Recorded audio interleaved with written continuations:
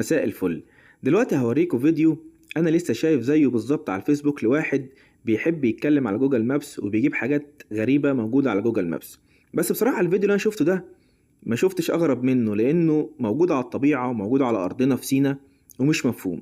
فانا هوريهولكم ولو حد عنده تفسير يا ريت يكتبه لنا ويورينا او يقول لنا ايه التفسير اللي احنا شفناه ده. وبجد انا دخلت اتاكد من اللي هو قاله لقيته بجد موجود، ممكن تخشوا انتوا كمان تتاكدوا. بصوا معايا كده. طبعا ده جبل موسى، دي سينا، شرم الشيخ، محمية راس محمد، الغردقة، اللي فوق دول اللي ما يتسموش. بص كده وركز معايا. هو الراجل بيقول عليها لوحة، بس بصوا بجد دلوقتي هي لوحة بجد. بصوا كل ما نقرب كده اللي يلقط حاجة يعني يا ريت يقول كده. بصوا انتوا شايفين الوقت ده قرن، دي عينين، دي مناخير، ده بق. شايفين وشي صح؟ وفي قرنين، قرن اهو